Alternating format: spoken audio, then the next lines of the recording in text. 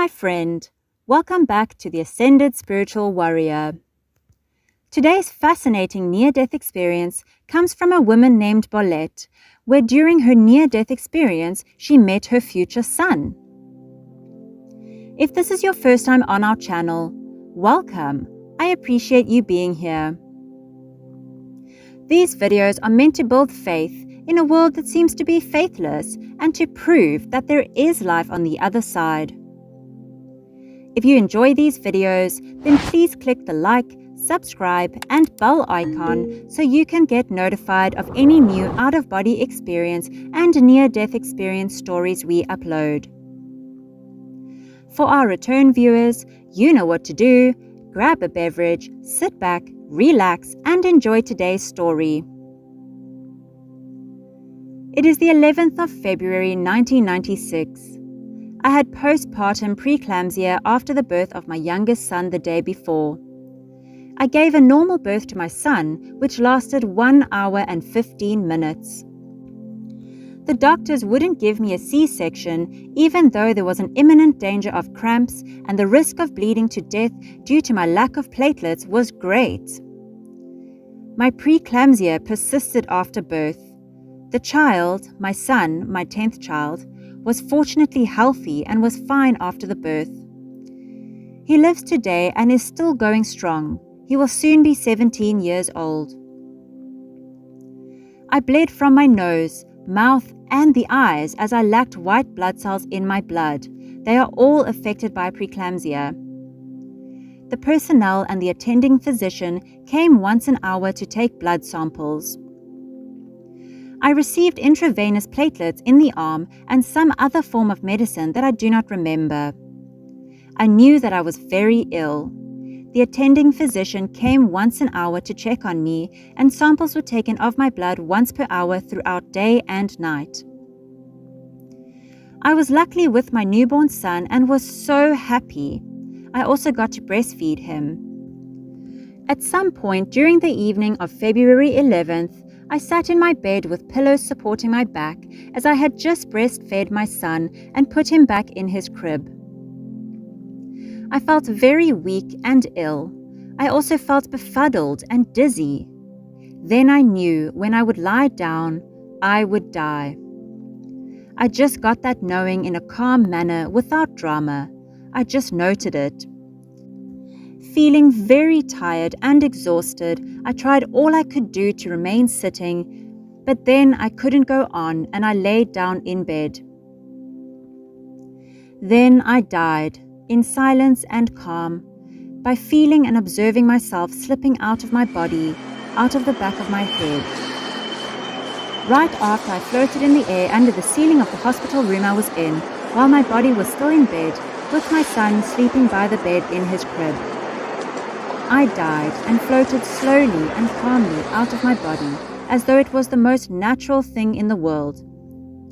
After floating under the ceiling, I left the room, leaving behind my body, the hospital ward, and the hospital where I lay down with my newborn son. After leaving the hospital, I reached some nice, very comforting and soft darkness. It felt so nice, soft, and loving. Then I saw a light very far away. It came closer and closer while the soft and loving darkness pushed me towards it. Then I was surrounded by this unearthly, loving, very beautifully radiating light. In that overwhelming, radiating, loving light, I met a glowingly beautiful, very loving being. It was as if I knew him. It was apparently a he. I knew then that I knew him and felt completely comfortable and happy. His loving presence completely surrounded me, and together we went through my life and all that I had experienced in a loving way, not in a judging way. It was observed, and all the feelings involved during life were examined. All was and felt good to see with him. While we were observing, something particularly good, my good friend, this light being, made a kind of joyous outbreak of light and loving messages about what good I had done in that moment we had just observed. We communicated with the use of our thoughts and mind. There were a lot of smiles and happiness related to the review of my life, even though my life wasn't anything but easy. It had been tough, with many tears, betrayal, loneliness, abuse, and more, but much joy with my grandparents and good playmates during my childhood and later on with my own children. All situations were examined and all the good was emphasized and shown. I could see it with him, endure it all without feeling a single negative emotion through it, which is strange to think about afterwards. While there, in my near-death experience, almost nothing made me wonder or question anything throughout the entire experience. Only much after, when I thought back, did I wonder about some of these experiences I had then. I was told what was especially good, that also included experiences where I had acted with my heart and not giving it any particular thought. That was really pointed out. In this way, I got to know what is especially good, to be and act with love and with the heart. To be happy and to be as good and pure in heart as possible with others. Not to lie, but to stand by myself and take care of myself. I learned to be true to my own values and myself, to forgive without accepting negative actions from others, to let go and forgive, and to stay in joy. I also learned to be in the present as much as possible, to nourish myself and to be my own best friend, and to be good friends to others. We all have our own path to learn, and work on accepting this, so I try not brooding over my problems, but to let go of them even when it's difficult. I try to address the challenges and problems again when I have the strength to overcome them, to forgive myself and not push myself too much, to feel myself more and not cross my own limits and values, to be good and to honor all that is living. I learned that death, that to die, is so amazingly beautiful and full of joy and love. I felt myself to be very awake and aware the whole time. I was immensely curious and observing, and my awareness was unearthly, much larger than when I am here on earth. I could see 360 degrees around myself. I could focus on whatever I wanted to and keep it close up without any problems, even without thinking about it. I could look up, down, forward, and behind me all at once. I felt more fresh and energized than ever, much more than when I am in life. I had the feeling that I could do anything, not that I thought about it, but I had no problems at all, and never speculated on anything negative. I was energized, joyful, and curious. I was there in the present moment, totally in the present.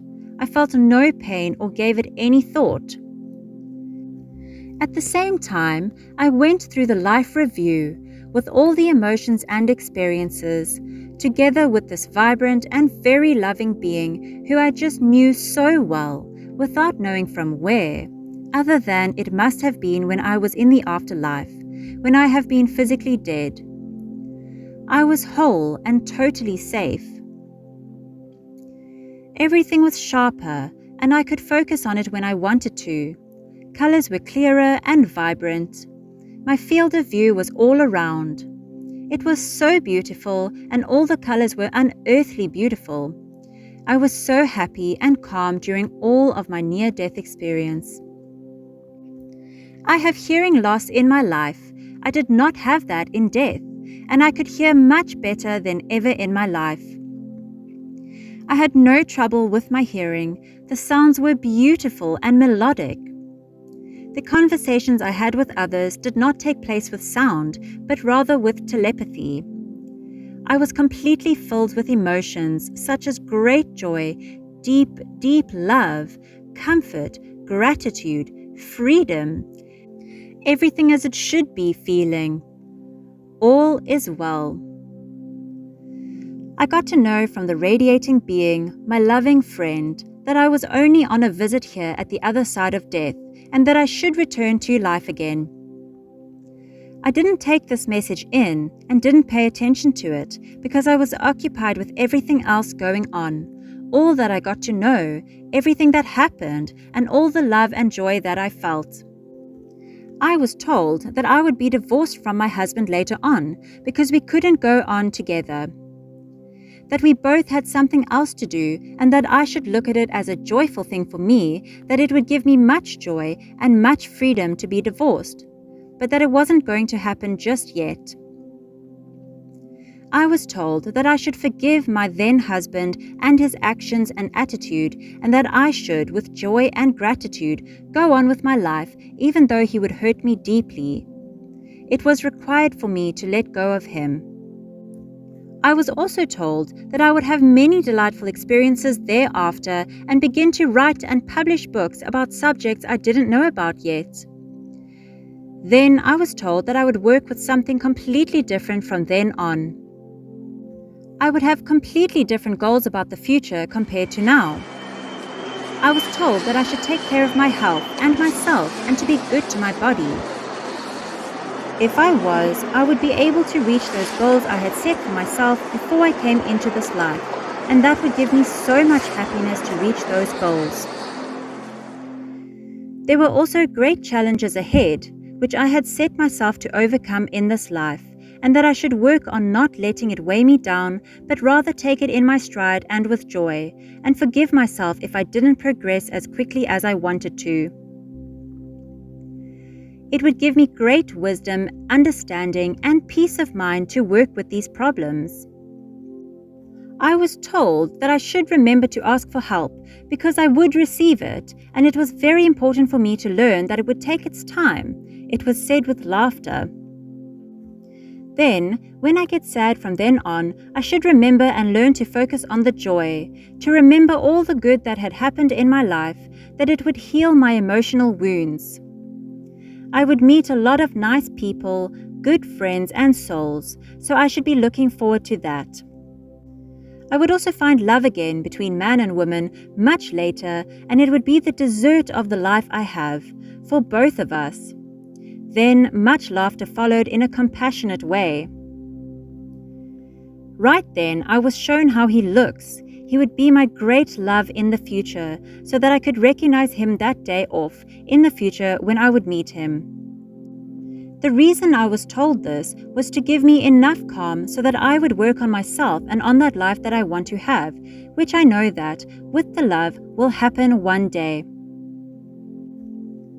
After the review of my past and future, I visited a very beautiful and lively landscape where I had the experience of taking a walk with my energetic and radiating friend. All the colors were so beautiful and vibrant, as if everything was alive and buzzing. Here I reached a beautiful spot where some souls came towards me. I recognized some of them, those I had known in my current life, those who had passed. My 4 grandparents, who I loved so much in my life, were also there. They smiled and were happy. They gave me many hugs and much love, and they told me that they had fun and were well, and they worked on whatever they desired the most. I also met several friends who had passed away, and they had come to greet me. They all said that I had to go back, and it wasn't my time yet. Everyone was so healthy and smiling, and those who had been old looked at least 20 years younger. I felt very strong and was then absolutely sure that there is meaning to everything big that happens to us in our lives, including everything I experienced in my near-death experience. There is meaning with the lives we have. I then met a group of souls who I didn't know from this life, but when I saw them, I just knew that I knew them deep in my soul. It was them that I knew the best and cared most about. They were those who I feel the most connected to in the entire universe. I was totally filled with happiness by the reunion, so much that it felt like I cried of joy and surprise. Meanwhile, I wondered a lot about why, in my 42 years, I had at no point remembered them, those most of all.